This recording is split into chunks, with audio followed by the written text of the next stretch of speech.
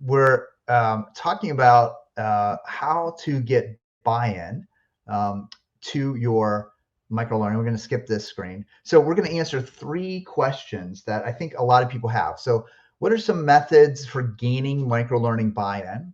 How can you create a microlearning campaign to build excitement and enthusiasm? And what factors should you consider when evaluating the success of your microlearning offering? So lots of things to talk about. We're just going to kind of do a 30,000 foot level view of it. But I think you're going to take away some valuable elements that you can implement almost immediately. So the first one, and this seems totally counterintuitive from somebody who's a big advocate of microlearning, but the first thing you should do is brainstorm all the reasons why you think microlearning won't work in your organization. And the reason for that is because you need to be aware of what um, obstacles or friction you're going to run into. So if somebody, you might write in your, so it's a really good exercise, like maybe write in the chat, like why you think microlearning won't work. But the idea is to expose and get counter arguments to why microlearning will work. So one argument I hear all the time is, oh, a few minutes a day is not enough for somebody to learn something or to change something's behavior. But I come back and say, hey, there's a lot of evidence that shows mass practice doesn't work. For example, I always ask, have you ever crammed for an exam? And most people say, yeah, I've crammed for exam. And I say, how do you do? And they say, oh, I did pretty well. I passed the exam. That's great.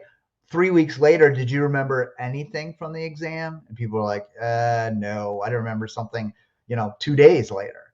So we know that doesn't work. And we know some research shows that actually spaced practice and spaced retrieval, which is what microlearning uses, right? You have a little bit of content spaced over time and maybe you ask some quiz questions, has helped people remember things up to 8 years later. So microlearning definitely is a process that works. The other example I like to give is how many of you know the colors of the rainbow? And how many of you know that the acronym Roy G. Biv as the colors of the rainbow? Now, you probably didn't spend days and days and days and days and days learning about Roy G. Biv. You just said, oh, there's red, orange, yellow, and oh, those are the colors. Okay, so a tried and true method. So think about all of the obstacles and friction that you're going to get, and then write a counter argument to each one of those. And then when you receive that friction, you'll be able to overcome it very easily without stumbling and without running into problems. So so that's method number one. Another method to think about is, who are you speaking with? And so what does that mean? Well, there was a gentleman named Everett Rogers who did a lot of research on a topic called diffusion of innovations. And basically, Rogers wanted to find out, why do some ideas take off like wildfire, become viral in today's language? And why do some ideas kind of die on the vine? And he was really curious about why that happened.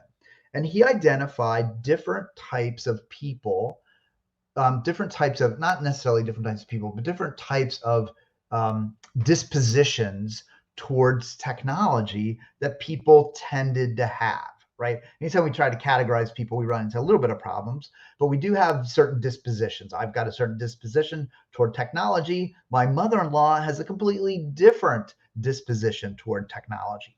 So we look at how technology gets into an organization. We've got these 5 different types of dispositions. So one is the techies. Now, you either know a techie or you are a techie, right? These are people that love technology because it's technology, because it's new, because it's cool. They really like new technologies. So they don't have any problem like trying out new technologies. Now, after a little while, they get bored with new technologies pretty quickly. That's where the innovators or early adopters come in. These are people that they don't necessarily love technology for technology's sake, but they like technological advantages. These are people that look for things that will give them an advantage over other ways of doing things. So that's probably somebody that you know that's really enthusiastic about technology, but wants to wait just a little bit to see if it will have a positive impact on an organization. Then you have the early majority. There's lots of people that want to accept something, late majority, and then the laggards. Those are the people that don't like technology simply because it's new, it's different. They don't want to learn anything. We've all experienced laggards as well. I would imagine no one in this particular webinar is a laggard, however. I dare say that. But the interesting thing, so that was Everett Rogers came up with this idea. But the interesting thing is a gentleman named Jeffrey Moore came up with a concept called crossing the chasm. So in any organization, if you're trying to sell microlearning, you're trying to implement microlearning, and you're meeting some resistance, you have to look at who you're speaking with. So what happens is, if you're speaking with techies and early innovators who will seek out the new technology, they're going to overwhelm you with excitement and with enthusiasm. And you're going to think, oh, my e-learning, it's going to take off. It's going to be wonderful because these people love it. And then the early majority people go, man, I don't know about microlearning. I don't think that's really what we want to do. And then the late majority is like, yeah, no, I'm not going to do it at all, I don't think. So the task for you to get microlearning adopted in an organization is to cross the chasm. And so you have to be aware of your messaging about microlearning. So if you're talking to techies or early adopters or innovators, you have to talk about, hey, this is brand new. Nobody else is doing it. This is something that really is going to set us apart. It's new and improved. But the problem is, if you're talking to the early majority, they have said, hey, this has to be tried and true. I'm not going to do this unless everybody else is doing it. Or when can we see the case studies or the examples? Like, how do we know this is really going to work? So you have to be very careful about how you message your campaign for microlearning. Again, to get it off the ground and started, you may want to talk to the innovators, early adopters, maybe people in the business unit who are willing to do it. The early majority, however, they're not going to jump in until the innovators and the adopters have done it. So what you really want to do is you want to find an innovator in the business unit, and you want to work with them to make the implementation in their group of microlearning successful. And then once that's successful, you use that case study from within your own organization and present that to the people who are more in the early majority.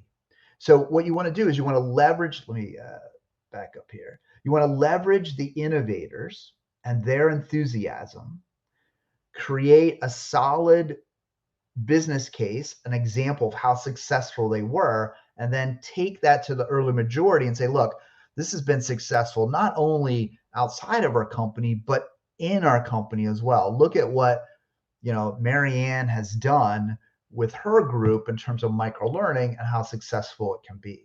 And then once the early majority start to latch on to it, then the late majority will come. But the late majority wants to look to the early majority. So knowing with whom you're speaking will help you position your message so you get the right message to the right people, and then leverage that to move forward. So that's a really important element to think about. What is the disposition of the people you're working with in terms of the technology adoption curve? And then how do you position your case in terms of microlearning?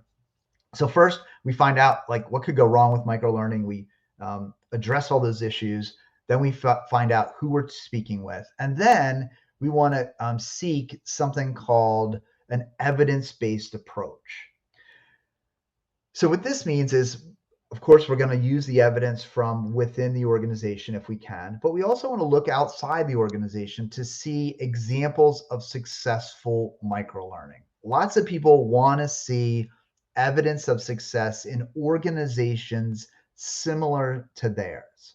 And the good news is, because microlearning has been out for a while, there's lots of positive examples from research as well as from practical business examples of how microlearning has been successful. So we really want to leverage those stories throughout the organization. So let me just give you one example.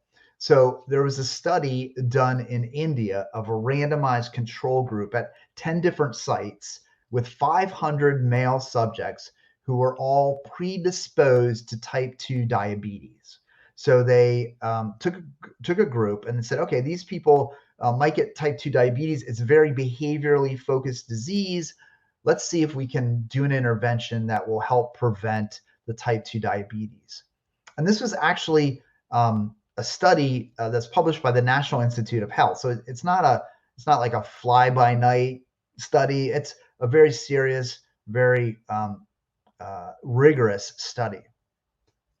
So they had men 35 to 55, as I said, impaired glucose tolerance. They were assigned to 2 conditions because that's what we do in research. We had one condition where you got a mobile phone message, and the other you got standard instruction. So what happened with the mobile phone message is twice a day you would get a message that was behaviorally focused, like bike to work instead of drive, or use the steps instead of the elevator. And the same information was presented in a typical classroom experience to the other group so that they could kind of learn about how to control their risk factors for type 2 diabetes. So one group got 2 text messages a day, nothing fancy, just text messages, and the others got their traditional instruction. Well, after about 2 years, another one, don't eat while watching TV. These are good tips for all of us. So not only are you learning about microlearning, but you're getting good health tips in this presentation as well. But the result was 36% in the mobile learning group, the microlearning group, reduced their risk of type 2 diabetes. So a behaviorally focused disease is controlled by just reminding the people of healthy activities twice a day.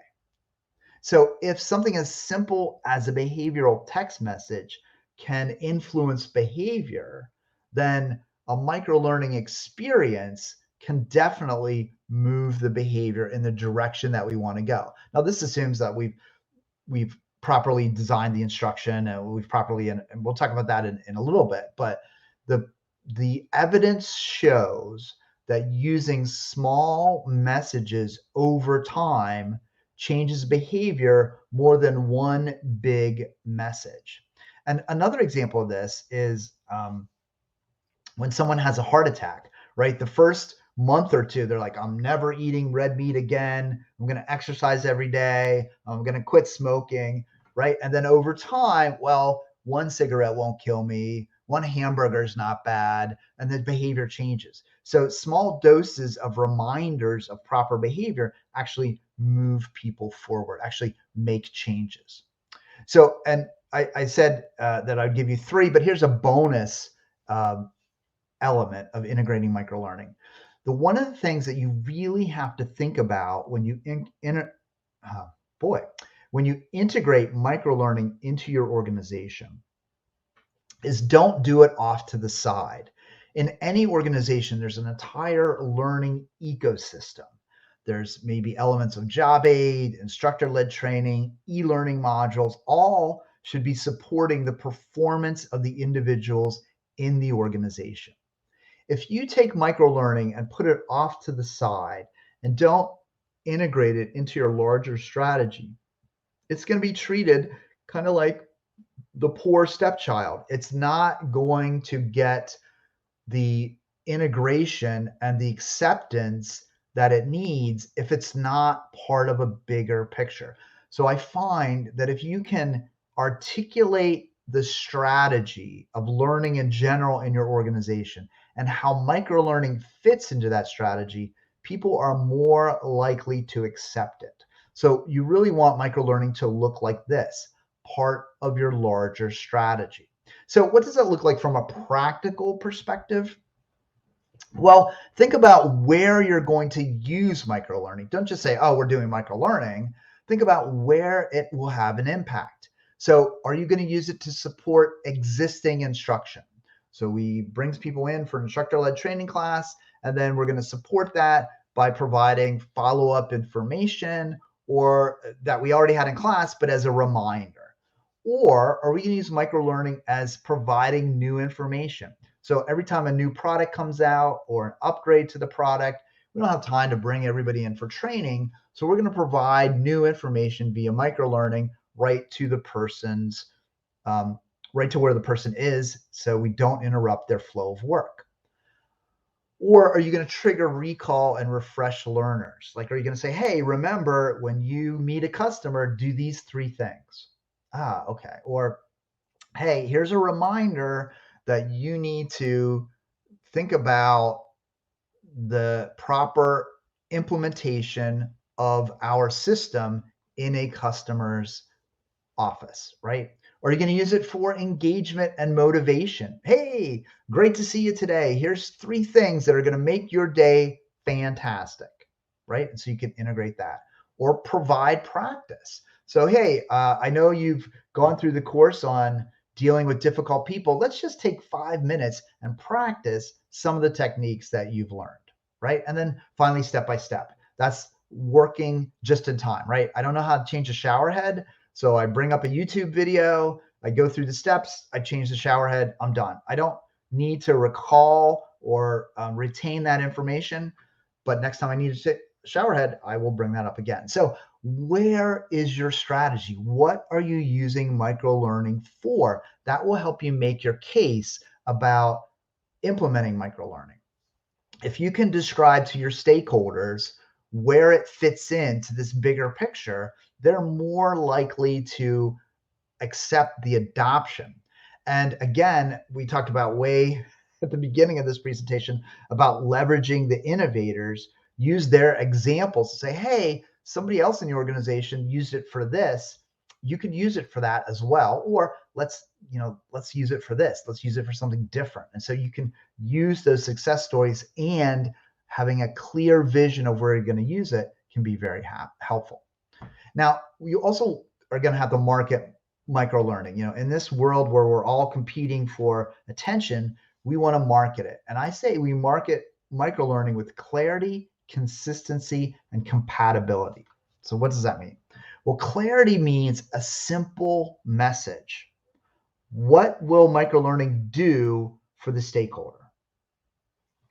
And getting extremely uber tactical, use active voice instead of passive voice, right?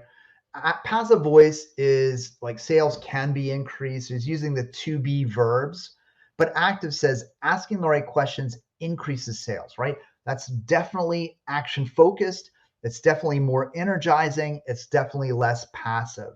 And when we make our message about the use of microlearning, words count, words matter. So use active. And I know it's uber tactical, but it has an impact. So think about that. Second, consistency. How often are you communicating about the e-learning, about using the e-learning, about taking advantage of the e-learning? Are you planning your messages ahead of time, or are you just kind of doing it whenever you have availability? And you always need to balance consistency and being annoying, right? A message every hour on the hour, probably annoying. A message once a week might not be enough. So you've got to figure out the tolerance in your organization, and it's always higher than you think. So push that marketing just a little bit more. That can always be helpful. And then fun and whimsy. If you look at commercials, which are 30-second microlearning pieces, the ones that are most successful are fun and whimsical. So keep that in mind. And then finally, compatible. You want the microlearning experience to fit into the daily routine of the learner.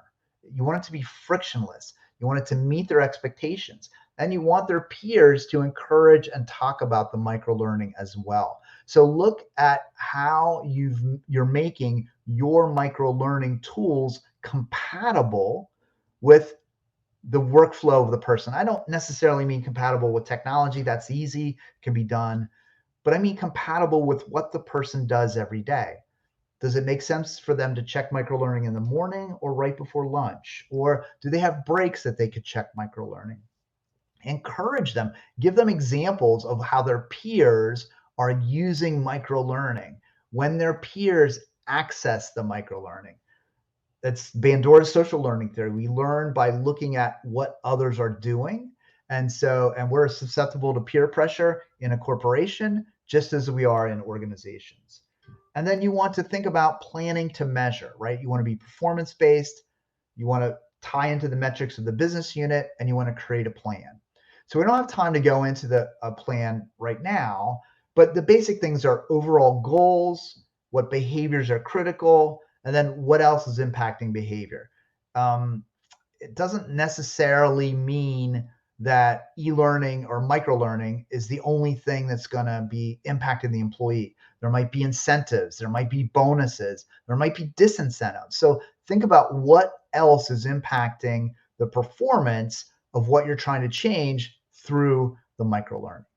And one way to do that is this chart that we've created. It's in the book, I think chapter 3. But basically, you look at what the performance you're trying to move, who are you trying to move, where are they going to access that microlearning, what's the strategy, the instructional strategy, examples, non-examples,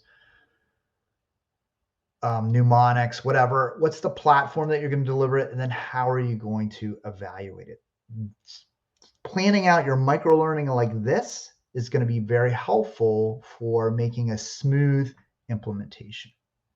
And so what we've done in these 20 minutes is we've answered the questions about tried and true, right? Prepare for naysayers, know who you're speaking to, integrate into the larger picture, use evidence. When you market it, use clarity, consistency, and compatibility. And then finally, execute against your plan. That's the chart. Use key business metrics, not learning metrics, business metrics. Make sure that the data is available if you are using business metrics. And then look for other things that are also influencing. You can't take all the credit if they're also doing sales incentives or something like that. So be careful. People don't like it if you steal all their credit and they're like, hey, well, what about, we offered a new product that has something to do with it. So these are the questions that we've answered in a very quick time today that we've had. And Kate, I think we'll turn over to questions. I have a little bit. If you want more on microlearning, feel free to email me. Check out the book, Microlearning Short and Sweet. And we've already talked a little bit about the Academy, focused on seasoned professionals. It's live monthly sessions, monthly office hours. There is a cost for it, but it's less than the cost of one conference. So a conference lasts 3 or 4 days. The Academy lasts an entire year with self-paced courses, 12 webinars, 12 hours of office hours. And if you're in a corporation, there are corporate discounts as well. So, Kate, let me turn it back over to you and we can answer some of the questions that have come in. Yeah, absolutely. Thank you so much for this valuable presentation. Actually, every time I listen to you, I have my own list of, some tips and life hacks. Like every time I just learn something new, and hopefully our audience also did the same. I saw you all were very responsive and active in the chats. Thank you so much for your questions. I'm not really sure we'll be able to answer all of them. Just I'm putting, first of all, the link in the chat. It's my session. I answered most of the questions about the length of microlearning content, the kind of ideas to pilot it. So probably for everyone interested in the very basics, you should take a look. The first link was the Karl's presentation about the why, how, what of microlearning. We can actually reshare it again. I'll be asking my colleagues to put it in the chat, and my session, the last message in the chat. Regarding the questions, actually, the very first that came to my mind while listening to you, Karl, was actually the situation I stumble upon most often. People reach out to me asking something like, what if my manager or stakeholder is too set in their ways? What if they are not flexible enough to switch from kind of a conventional long format PowerPoint style presentations? Is there any chance to kind of convince them, or even if it's worth trying, what would you Yeah, respond? that's a great question. So there's an old saying that it's better to beg for forgiveness than ask for permission. And so one of the things that I've worked with a number of organizations is that we are actually sneaking in micro learning. So we'll say, hey, I know we're going to do this traditional thing, but before they come to class, let's do a series of 6 micro learnings to prep them for class. And then after class, I'll say, oh, let's do a series of 6 to kind of reinforce the information over time. And so when they see that it's relatively simple to implement and it's very effective for the class, and when the class comes, that helps to change their mind about, oh, okay. And so sometimes people are very defensive about the way that they've done things, the way that they've learned. But if you keep that anchor, but then branch out in different ways. So then next time you can say, hey, we're going to do another stand-up instruction. Let's this time do 12 micro-learning sessions before they come to class. And then maybe we could shorten class a little bit, right? And so then you can kind of work it in that way. So rather than trying to change all at once, people don't like the all at once changes. If you change a little bit of time and add a little bit over time, that can help kind of turn that person's opinion about microlearning and help them change how they're being set in their ways. And if you can make it seem like it's their idea, like the second or third time, like, hey, remember how you said you liked microlearning for your course? Well,